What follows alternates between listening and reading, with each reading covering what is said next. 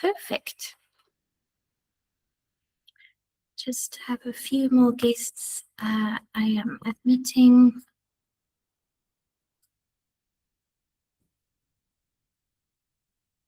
Right. Well, good morning, everyone. My name is Sophie O'Donoghue, and I'm joining you from the United Nations Population Fund Sub-Regional Office for the Caribbean.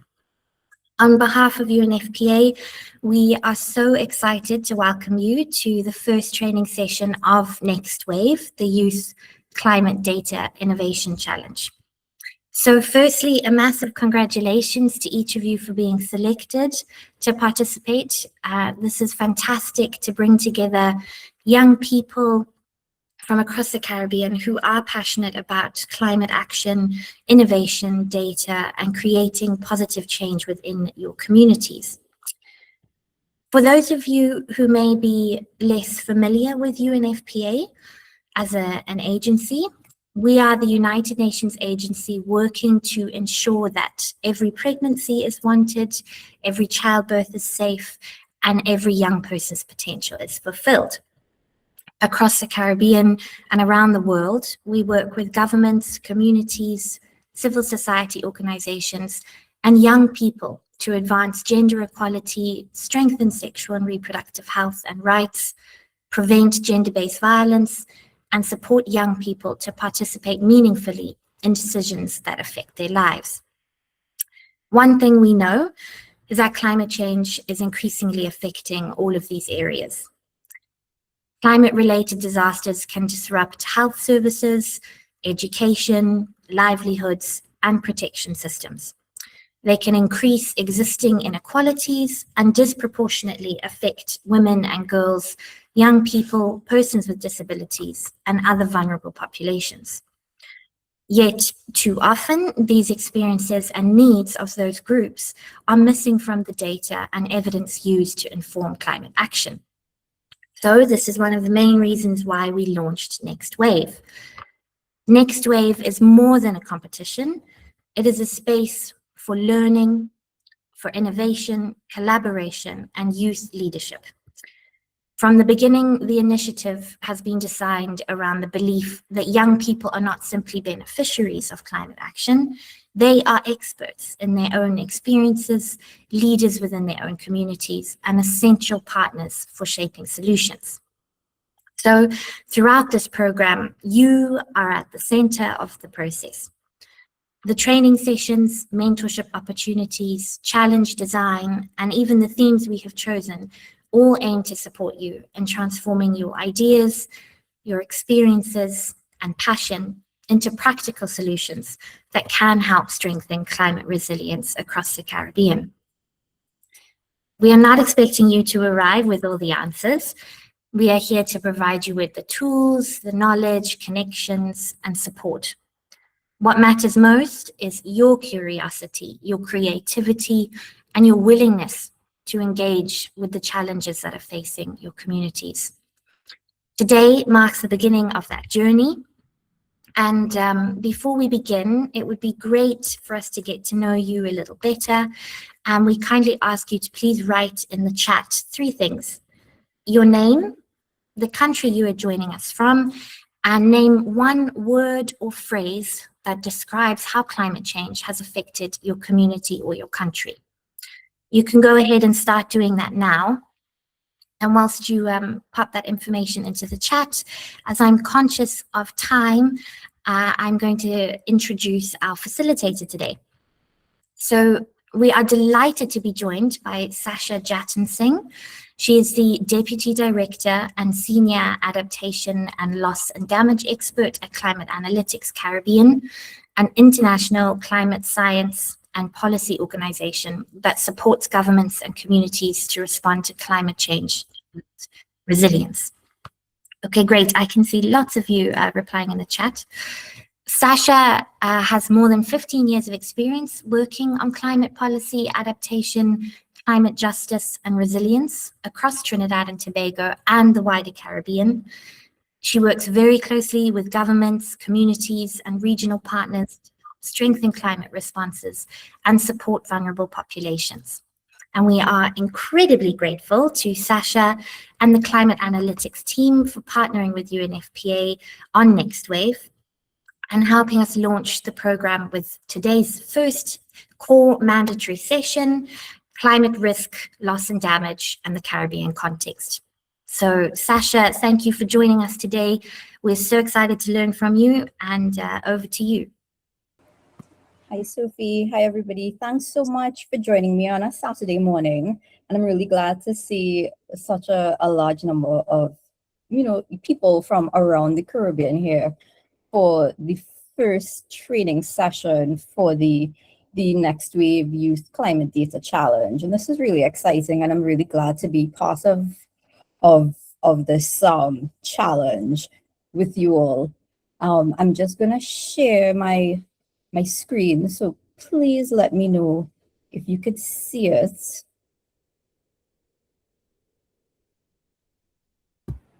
We can see it. Thank you, Sasha.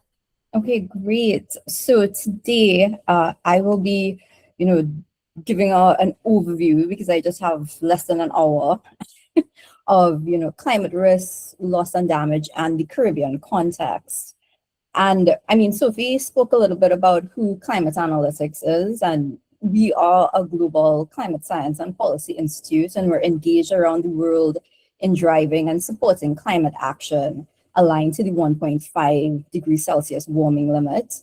What we try to do is we connect science and policy to empower vulnerable countries in international climate change negotiations, and also inform national planning and policymaking with targeted research, analysis, and support. And we're headquartered in Germany, but we have offices around the world. And the Caribbean office, which is based in Trinidad and Tobago, is one of our newest offices. And we really focus on, small island developing states issues and Caribbean issues as well. So, without further ado, we could get into, the meat of the matter for this session. And these are just some high-level learning outcomes that I hope you all will be able to go away with and be able to utilize in this challenge over the coming weeks and months. So at the end of this session, you will be able to identify the key climate hazards affecting Caribbean countries, explain the concept of loss and damage and why it is a climate justice issue for the Caribbean, understand why climate impacts disproportionately affects already vulnerable groups, appreciate the importance of disaggregated community-level data for ensuring a more effective and equitable climate response, and lastly, be able to start connecting your own lived realities, experiences and communities to the broader regional and global climate picture. So, the climate emergency, we're all living this right now. It's our shared reality. And these are just some, snapshots of events, of news articles, of information happening around the world. And we're all experiencing the climate emergency right now. And what is quite important to note is that, the period from 2015 to 2025, that last actually represents the hottest decade in our recorded history. And 2024, the World Meteorological Organization, WMO, actually declared 2024 as the hottest year on record and has shattered climate records. And this 2024 actually reached roughly about 1.5 degrees Celsius above pre-industrial levels, right? Also, the past decade has highlighted some harsh climate realities for the Caribbean. Most recently, Hurricane Melissa, which happened in October 2025, was one of the strongest hurricanes to ever hit the Caribbean. And, the atmospheric and ocean conditions that led to, the rapid intensification of Hurricane Melissa was actually made 6 times more likely due to climate change. And this is from a study done by World Weather Attribution. And we have people from Jamaica and so on here, so they know what has happened and what and how Jamaicans and communities in Jamaica are still, trying to rebuild and recover after the aftermath of Hurricane Melissa.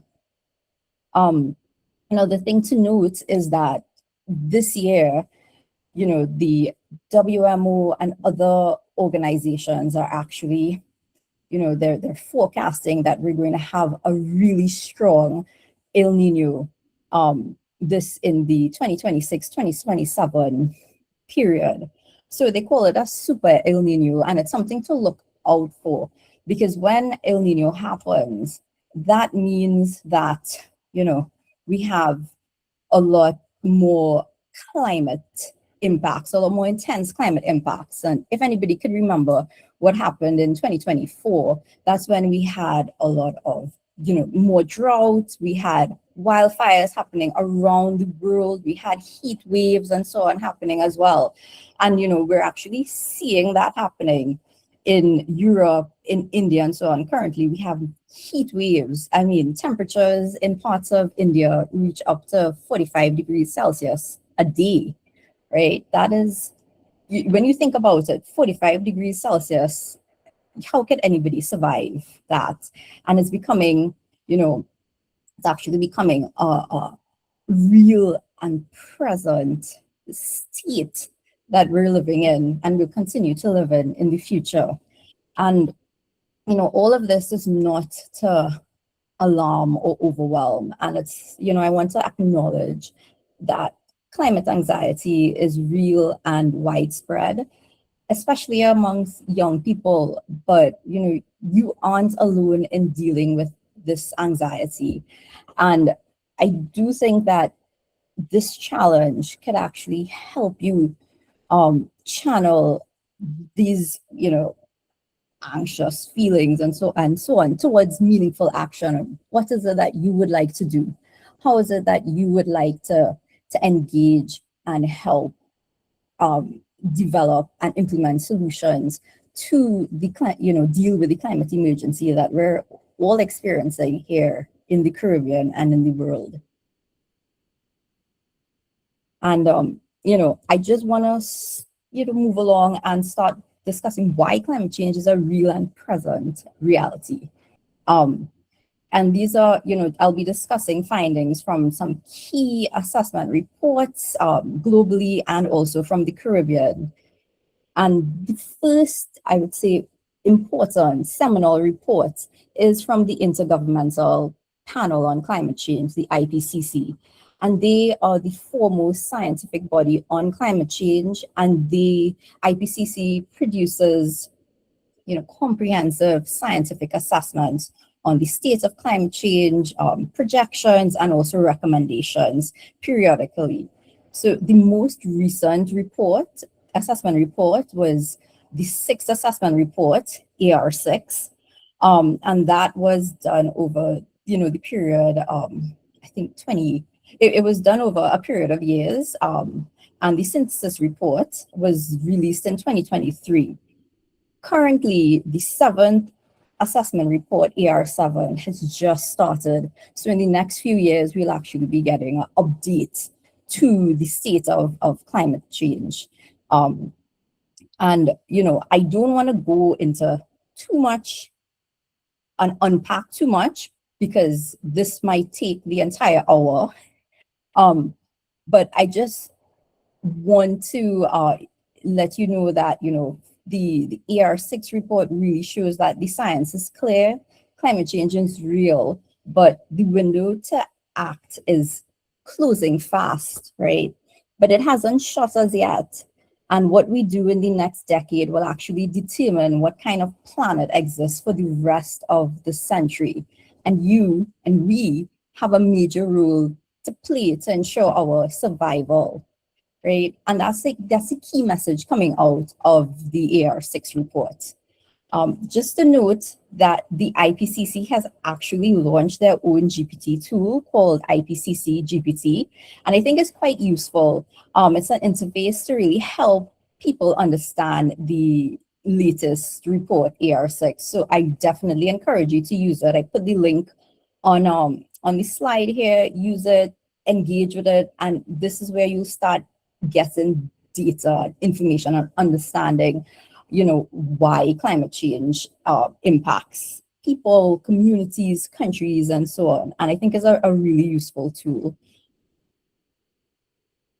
So moving from, the global assessment, we also have a State of the Caribbean Climate report, which was published in 2020. It was prepared by the Climate Studies Group of the University of the West Indies, Mona campus. And the State of the Caribbean Climate really provides a comprehensive review of climate data, information, science, and analysis on climate change in the Caribbean. And it's really intended to support evidence-based decision-making, to help us build climate resilience and engage in climate proofing at the national and regional levels. And it's quite comprehensive, but there are 4 key messages that have emerged from this. And currently, the State of Caribbean Climate Report is currently being updated, has been as yet. So we're looking forward to that, launch of that new report. So I've actually provided additional slides, which provides an overview of these key messages and helps to unpack some of the findings of the report. And I've added it as an annex to the end of this presentation. So feel free to peruse it, but then also feel free, and I definitely encourage you to read this report, because I think it will really help you understand why, what are the impacts of climate change affecting the Caribbean, and why, and what are some of the future projections, and what is the future climate that we live in. So, the State of Caribbean Climate Report actually, showed that, one, our climate is already changing, right? And, what we're experiencing right now is that we're getting a lot more warmer days and warmer nights, while the number of cooler days and nights are decreasing. And these temperature increases are happening across all seasons of the year. So that's quite interesting, because, we're seeing the shift, and people experience this already. I am positive you could let me know what months of the year feels unbearable, even in the night, where we expect to get some relief and it's expected to be cooler. What we've also seen as well is that there's been an increase in the frequency and intensity of Atlantic hurricanes since 1995. And then also another impact is that the Caribbean is actually becoming drier and experiencing more multi-year droughts, especially for the central and southern Caribbean. So we're seeing this gradual shift in climate patterns, right? And noting that shift and that change in the climate, that means that our climate is actually changing how we live, right?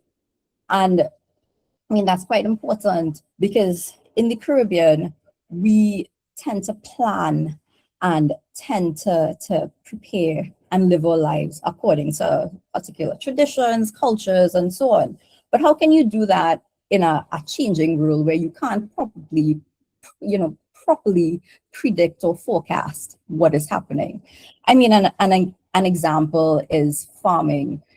People who engage in like farmers who engage in farming, backyard farmers and so on. What they're noticing is that the change in when the rains come, or the periods of the dry periods or longer. And that really affects, when to plant or when fruiting patterns happen. And they can't predict anymore when this happens, and it really affects how they engage in agriculture, and it affects their income and livelihoods as well, right? So you could think back on, before, for example, we used to have a more defined mango season, right?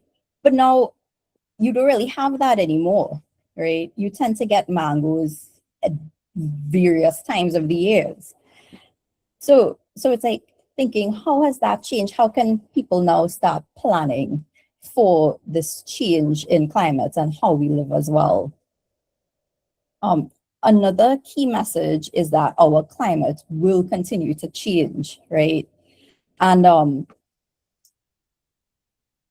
the the SOC actually reviewed historical and projected climate impacts in 9 sectors in the Caribbean.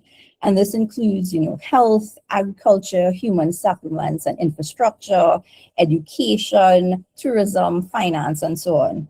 And the additional slides, I've provided, they've actually outlined some of the key impacts in the different key sectors. So definitely you could take a look at it afterwards. But for example, some of the impacts on health actually, include the higher temperatures and humidity actually will start stressing the body's ability to cool itself. And this heat stress could actually cause other heat-related illnesses such as heat strokes and cramps. In addition, droughts could actually lead to disturbances in food productions, and this could actually cause malnutrition as well. So you're seeing this sort of compounding of impacts caused by climate change on the health sector, and this is the same for other sectors as well. And the last key message from the SOC is that our climate demands change.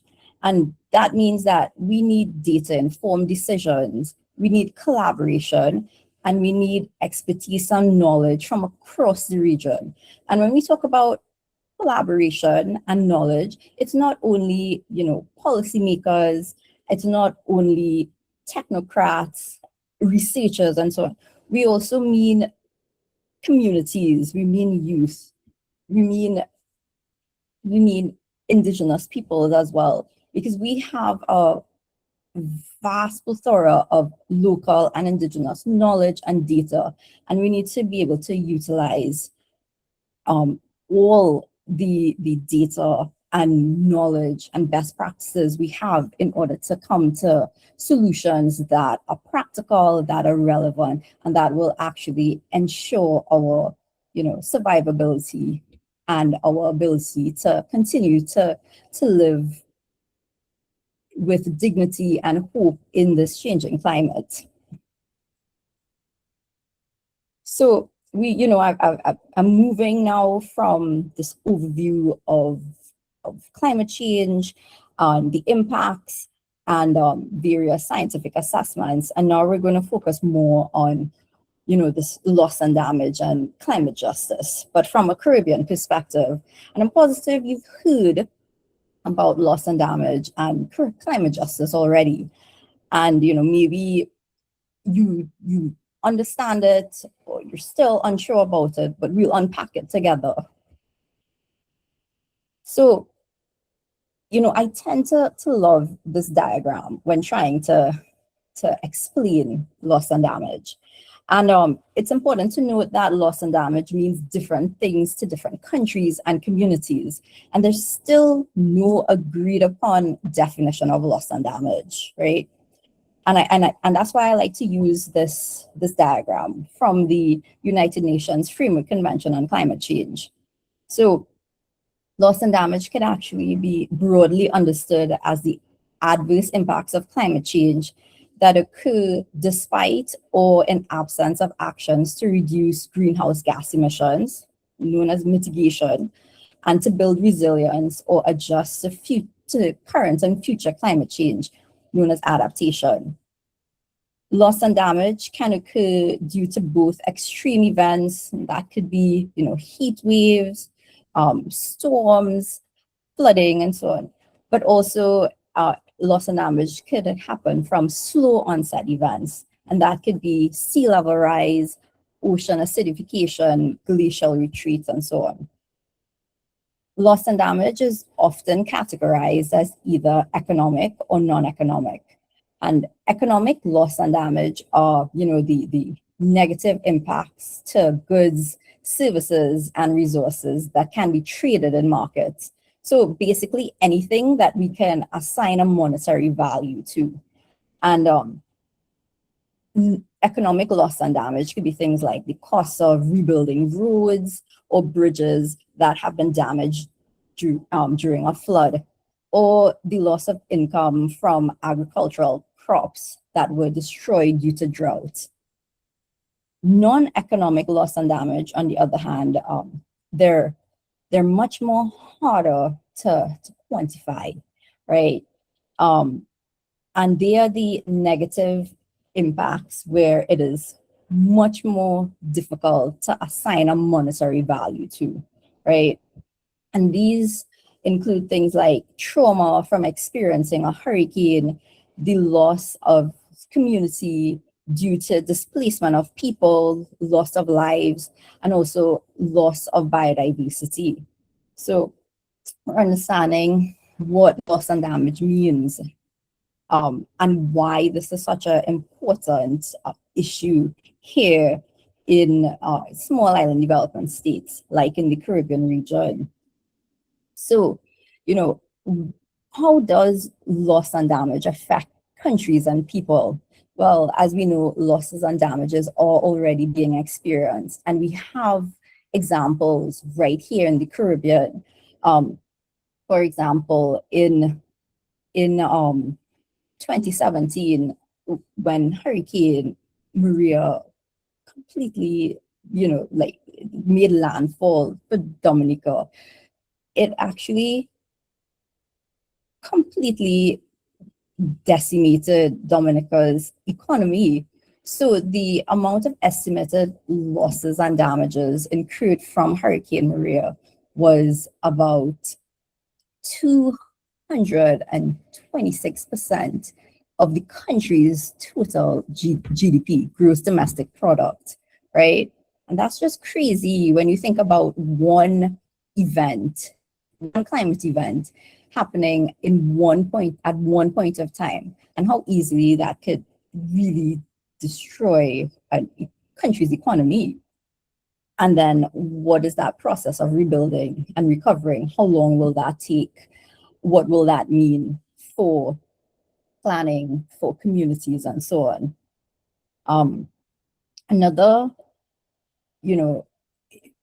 Another way that loss and damage could affect countries and people is that future losses and damages will actually rise with increased global warming and increased climate change. We're seeing that as well. And I think the last point that is very important to note is that losses and damages are unavoidable and are unequally distributed. So that means that loss and damage disproportionately affects the most vulnerable groups and communities.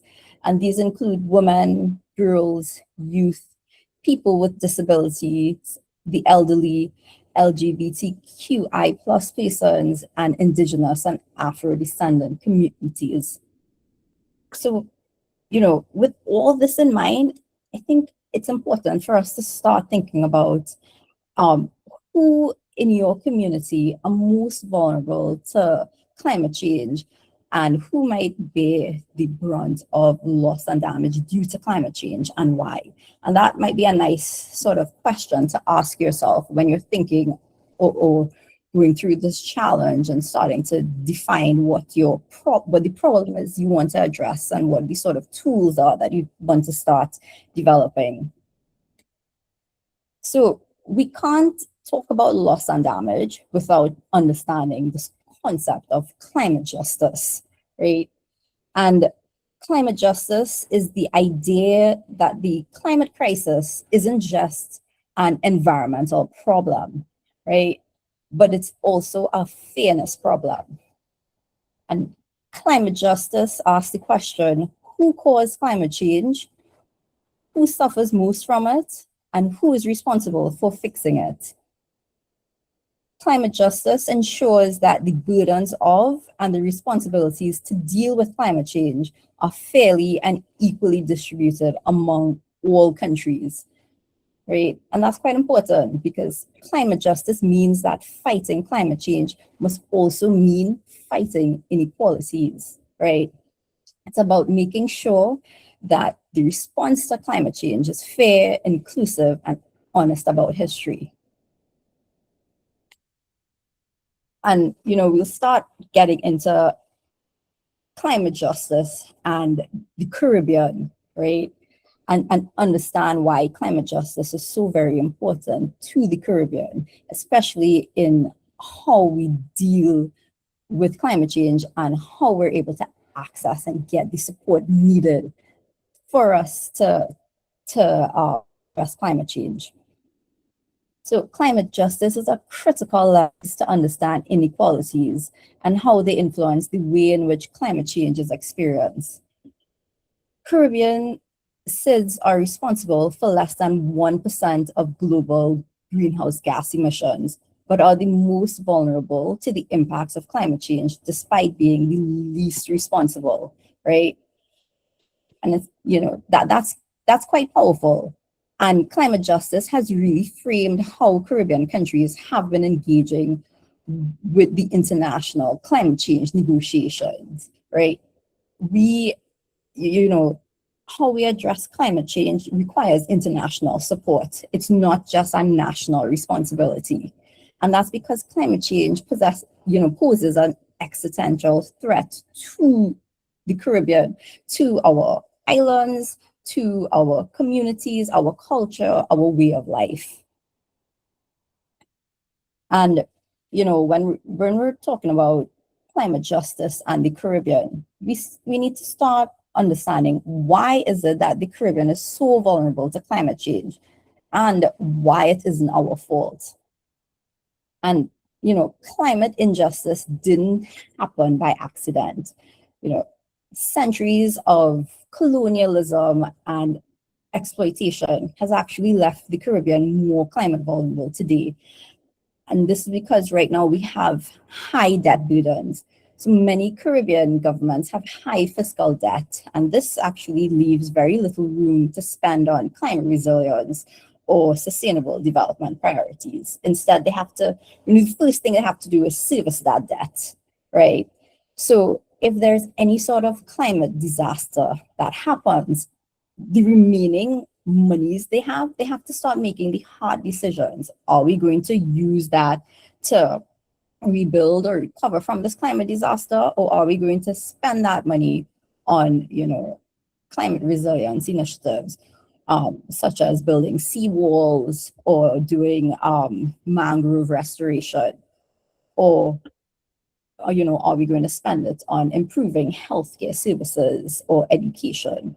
So it's really hard decisions because, the high debt that many of our countries have makes it very difficult to make the types of decisions, right? Another factor is that we have a high importation bill. So we import most of what we eat and use. So if trade routes and so on are disrupted by a storm, for example, it's communities that suffer fast.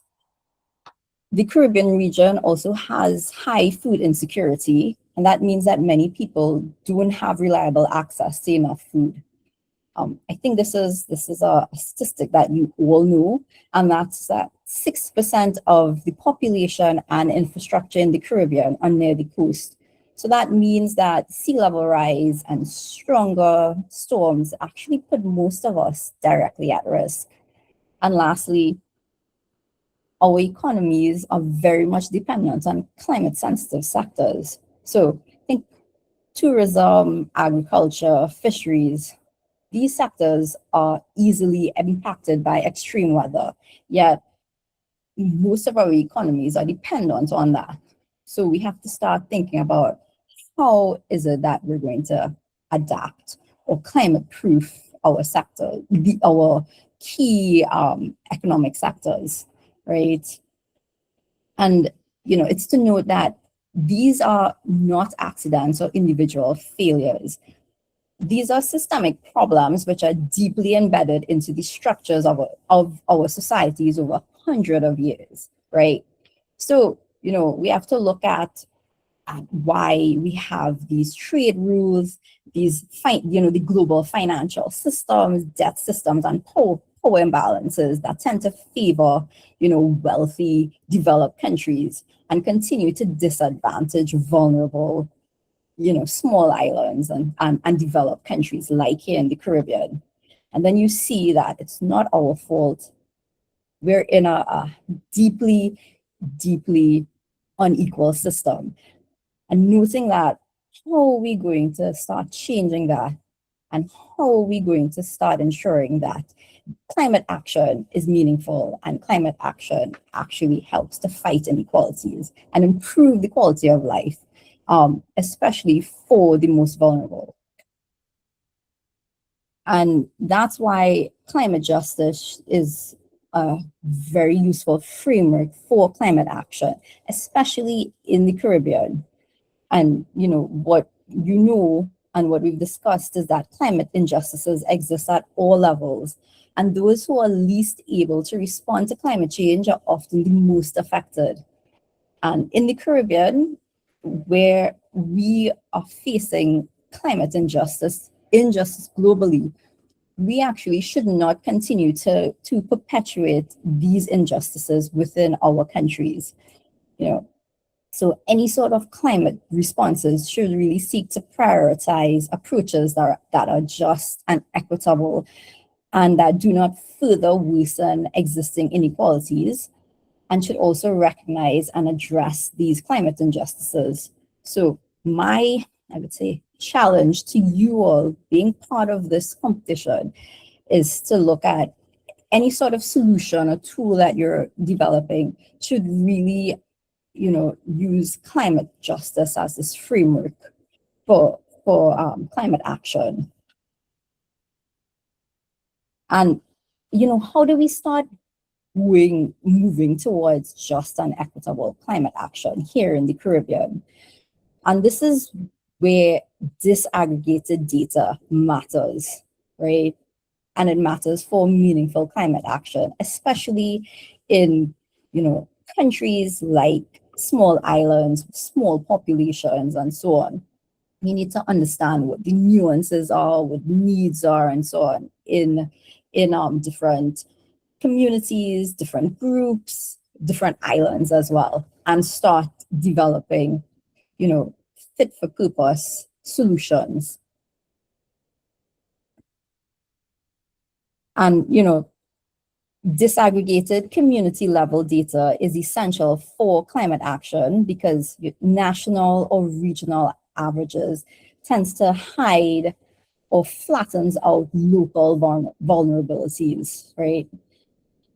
And without disaggregated data, policies, projects, and so on could actually miss specific needs of marginalized populations, leading to worsened systemic inequalities and maladaptation, right? And maladaptation is any sort of adaptation action that is implemented, but it makes the impacts of climate change worse to communities and groups and so on.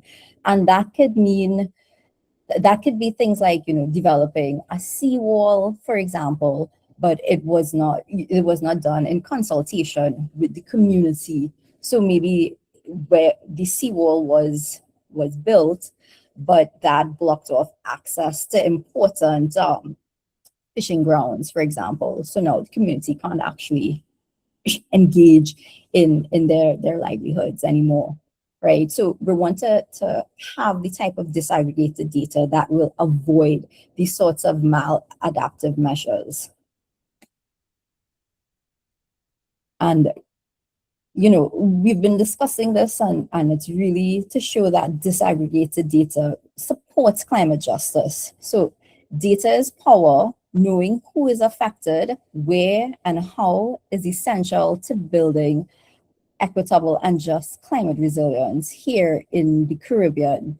And this could be, disaggregated data could help capture how race, gender, age, and disability compounds the impacts of climate-related disasters. So it actually takes into account intersecting vulnerabilities.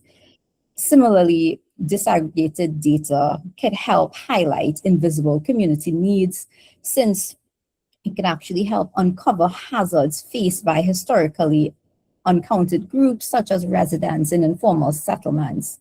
Also, disaggregated data helps ensure data equity. So, you could give historically excluded groups a voice in policy and decision making by actively involving them in data collection. And lastly, disaggregated data helps ensure justice-focused goals. So, it helps to ensure that local and national climate actions actually align with this principle of leaving no one behind. So to ensure justice and equity. And I just wanted to share some Caribbean climate actions that were developed from disaggregated data, right? And it's really to help you start thinking about climate problems you want to address, and what are some of the solutions, and what are some of the tools that might be required. So hopefully this will help you, with thinking through as you embark on this challenge over the next couple of weeks to months. So one example is water scarcity in Meru, which is one of the Grenadine islands in St. Vincent and the Grenadine. So island level data show that Meru relies solely on vulnerable water catchment storage. But if we take the entire of St. Vincent and the Grenadines, the national averages tend to mask this, acute drought risk for Meru. But the utilizing disaggregated data actually allowed, governments and communities to deploy community scale desalination and bulk water storage on Meru. So you see that disaggregated data actually helped to address what community needs and priorities were in terms of access and access to water. Another example is gender and care-centered adaptation actions in Jamaica and Dominica. So community level assessments actually showed that women's group usually act as primary caregivers during climate disasters like hurricanes. And the disaggregated data actually allowed communities to develop participatory early warning systems that ensured mobility for the elderly and resource food distribution. Another example is urban heat inequality in Kingston, Jamaica. So city level data shows that low income urban households tend to face disproportionate exposure to extreme heat due to poor housing and lack of green spaces. And when you have disaggregated health and housing data, this could allow urban planners to prioritize tree planting, cool roof initiatives, and community early warning systems, exactly where vulnerable residents live, right? So that's quite important, because you want to ensure that the most vulnerable and the most impacted are they have access to the types of support and to help with improving how they're able to live and adapt to climate change. And lastly, the next example is fisheries and coastal livelihoods in Jamaica, Belize, St. Lucia, and St. Vincent and the Grenadines. So localized data regarding coral reef degradation, fish migration shifts, as well as community reliance on specific marine and coastal ecosystems actually help to allow governments and communities in these countries to design local mangrove restoration projects that protect both local food supplies and shoreline stability, right? And that's quite, these are really fascinating and important projects that actually utilize, disaggregated data to help in making informed decisions about the needs and priorities for communities, for groups, for countries as well. And that's quite important, and it's something I hope you'll take away with you. So I want to end my presentation today with asking you and have you start thinking about, what is the climate problem in my community do I want to address? And these are some questions you could consider when you start working through and defining the climate problem. So these questions include: what are the key climate hazards affecting my community? What climate impacts do I want to address in my community? Who in my community is most vulnerable to climate change and why? And also, what data exists and what are the data gaps, right? And I think these questions will be quite useful to you when you start thinking about and refining the climate problem that you want to address. So any questions? I'll open up the floor right now, but I just want to say thank you so much for joining me here this morning. And just, I wanted to let you know, good luck over the next few months. I think it's a really exciting challenge, and I look forward to seeing what solutions and innovation the youth of the Caribbean, come up with. Yeah, thanks so much. And I will also share this presentation with Sophie so she could disseminate to you all. So thanks so much, everybody. And the floor is open to questions right now.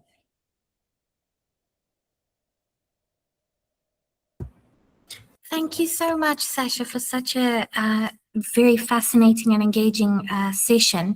Definitely, I encourage all of you to take this opportunity to ask questions and engage with Sasha while you have an expert on the line.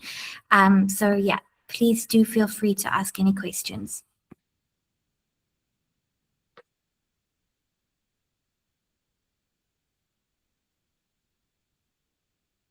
And I guess what we could start doing, I mean, if you don't want to ask questions, you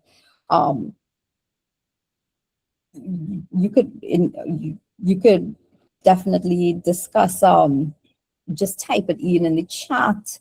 What I would actually like people to start thinking about and start sharing is, some of these questions that I pose to you all. And I think that'll be quite useful because it'll now we could start having a conversation about this. So, what are some of the key climate hazards affecting my community? And what are some of the climate impacts? And who in my community is most vulnerable to climate change and why? So I think that will be quite nice to start engaging and thinking about that here, especially since you have me here.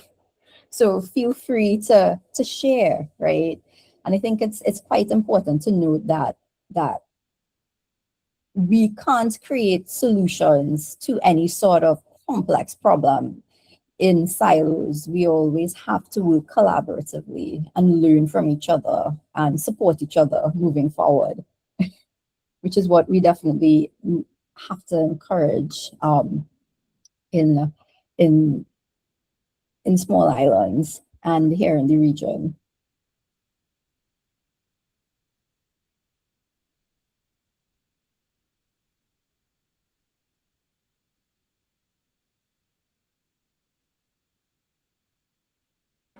Hi, are you guys hearing me? Hi, yes, I am. Yeah, so my question is really about the last one. What data already exists? Um, in terms of finding the data, where do you recommend we look for data? And do we have to collect data on the ground, or is there a space on the internet where we could look for data? So could you tell me a little bit about what is your idea? So that'll kind of help me understand what sort of data you might be interested in. Well, our idea is more centered on a app, so it's our interface where we collect, um, I think it's community level data regarding who's affected, and also the community helps collect the data on our behalf to add to the app, so we could have the reoccurring events and how it impacts these specific communities going around. That's just the general outline. I don't want to say too much, but yeah. Mhm. So I mean, if it is community level data you'll be collecting, it would mean that you might have to pilot it and actually start collecting community level data. But also, there are NGOs and community groups that actually collect this type of data, right? If it is to deal with with disaster response and so on. So maybe Habitat for Humanity, for example, might be useful, and maybe the national disaster management agencies might be useful. They might be able to share publicly available data with you. So definitely follow up with them to see if that would support at least building out the data sets. But because it seems that you want to actually start collecting community level specific data, you may have to start doing some primary data collection as well for testing. Um, I Okay, hope thank that you. helps. Yes, it did. Thank you so much.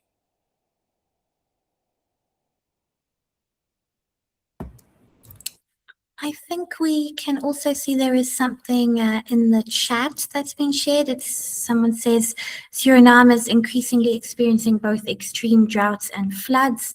How can climate analytics help us better predict these events and support decision making at the community level?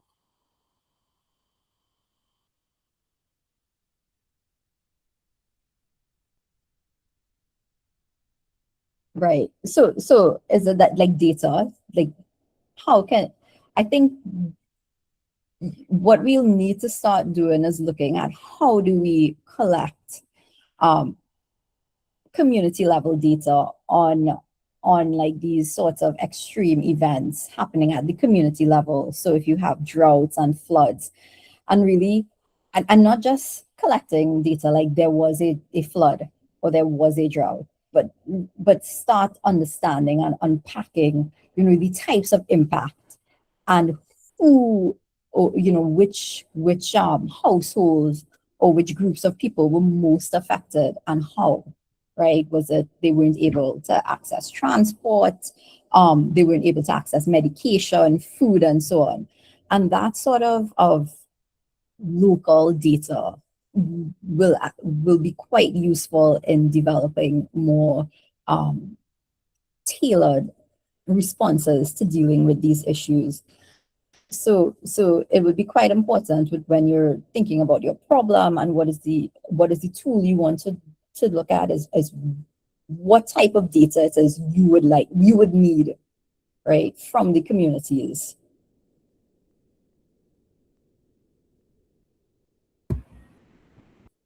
So so I see somebody else's hand is up. Dejari Solomon, you could go ahead. Hi, good morning. It's Desiree. Oh, sorry. Yeah, it's fine. I sent a message in the chat, but I could just say it here. So last night up to this morning, there was an all island blackout for Jamaica, as our telecommunications or infrastructure was reported to be affected by weather patterns. Well, namely like lightning from just a bit of rain, not even a lot. It was really almost nothing really. But it had me really thinking about communities that are still without electricity post Melissa. They're still reporting, there's still people that, they're probably not hearing anything from the provider still. And it led me to really think about how important constant reporting and follow up is for those communities, and how having that data available to the public might also support advocacy and stuff like that. So that's things like that. I was just really thinking about it as it is data. Yeah, no, thanks. Thanks so much for sharing that. And it's something that we tend to forget. Telecommunications, when there's any sort of hurricane, something tends to go. And that means people and communities are cut off from information and from accessing support, right? Because then the rest of the country, they don't know, and they don't have any means of actually being able to communicate with people unless they actually go into these affected regions. So things like telecommunications and utilities, water, electricity, and so forth. Is it that we need to maybe look at more decentralized sorts of utility system for highly vulnerable communities and regions? So instead of like trying to rebuild the grid, because that will take a while, as you've noted. So people in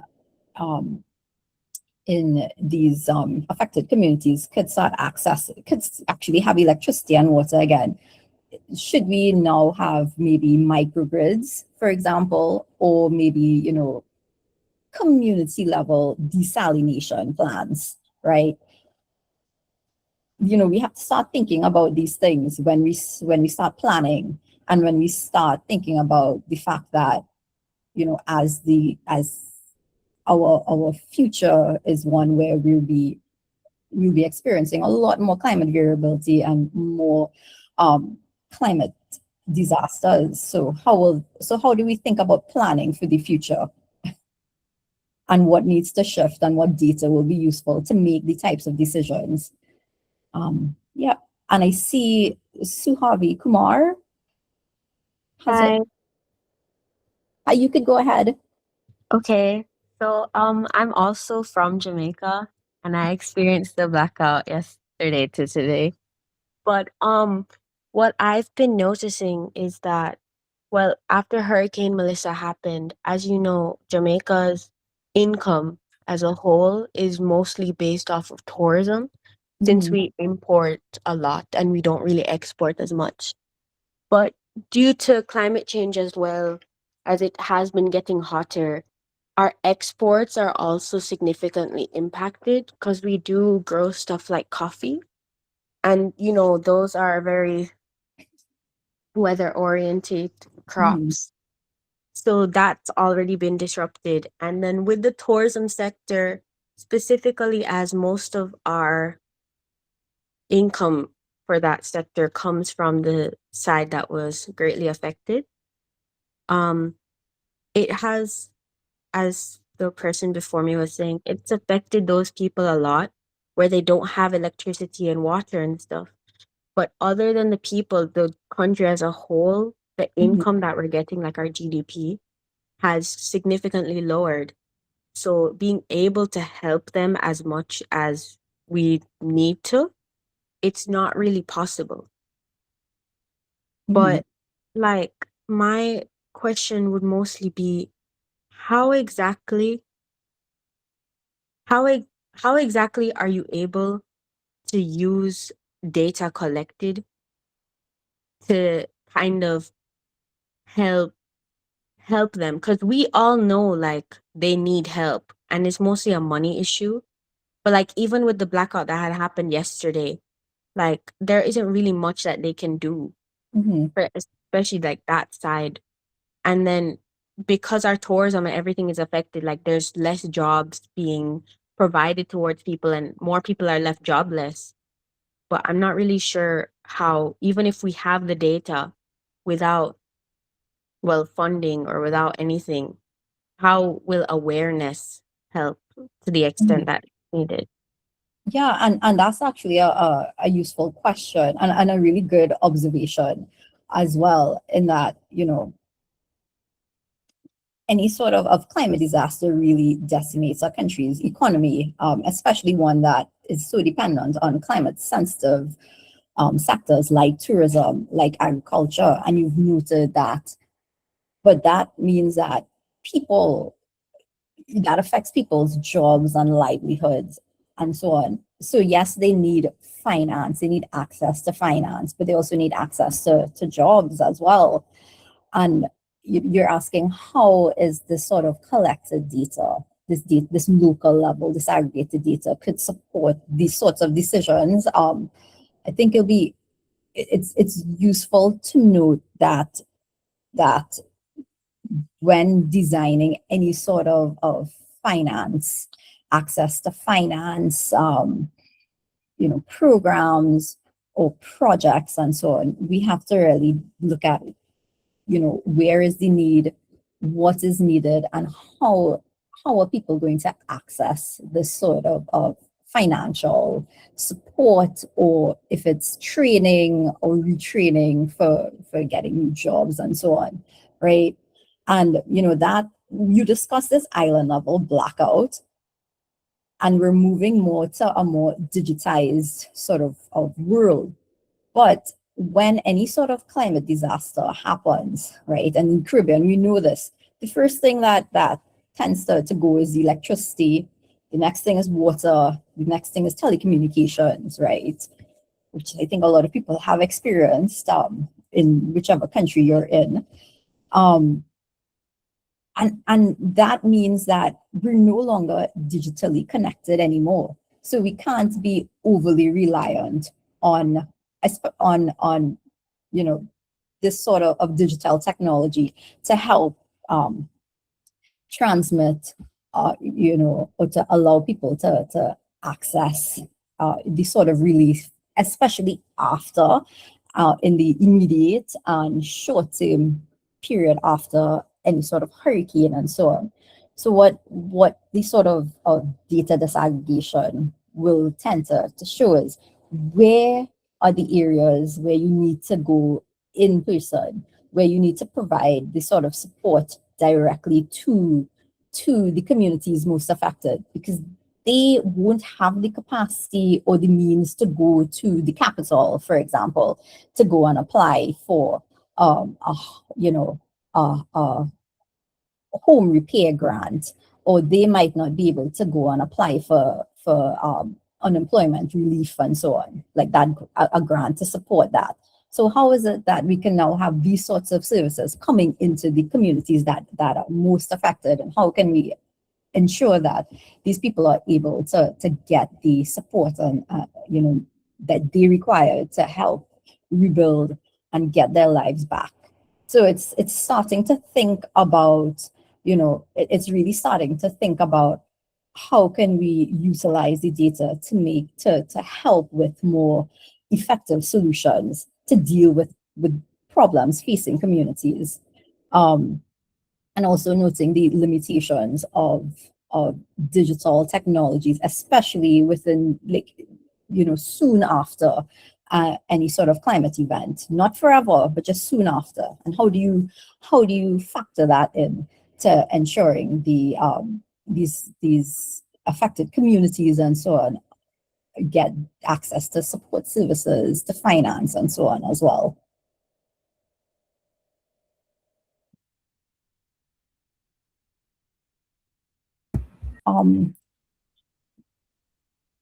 Thank you so much for all of that. I do see that there is one more hand up, Shamila, and then I am just sending a reminder that I'm conscious of everybody's time and everybody's Saturday, which I'm sure everyone is excited to get to their weekend at the same time.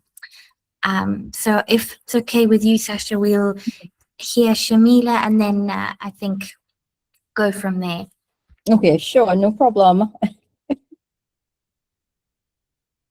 Hi, good morning. Am I audible? Yes, I can hear you.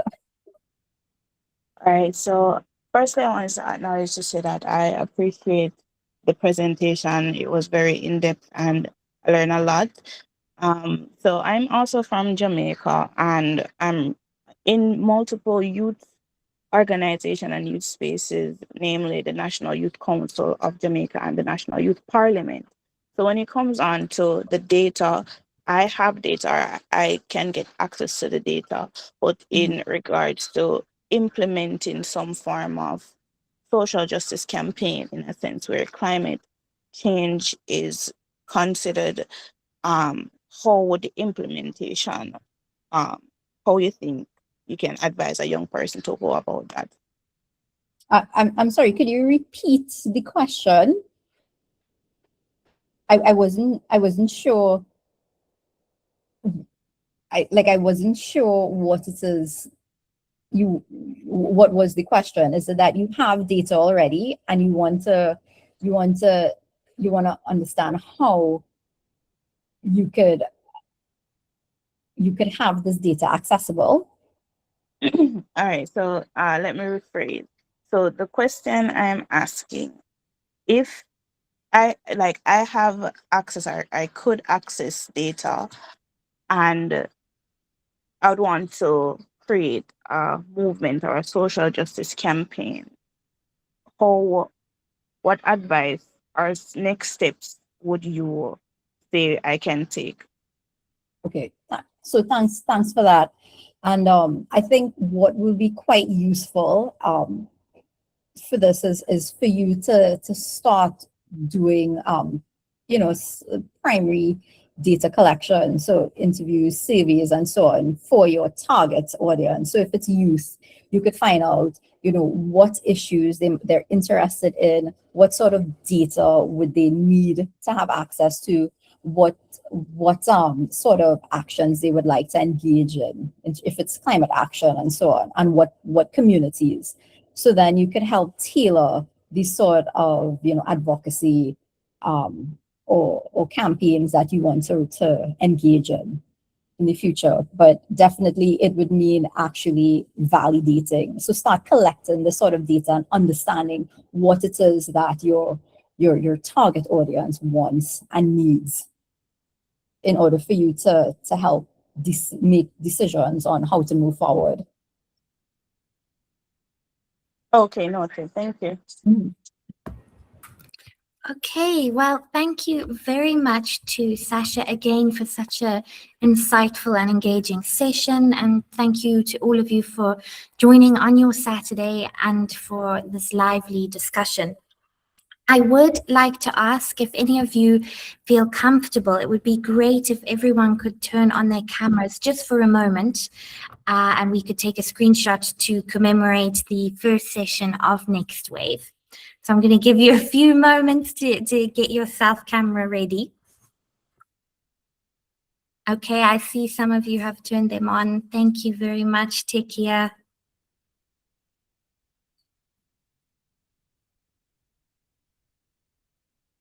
Okay, I see some of you.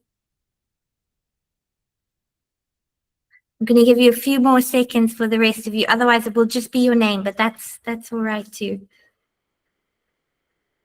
Great, thank you.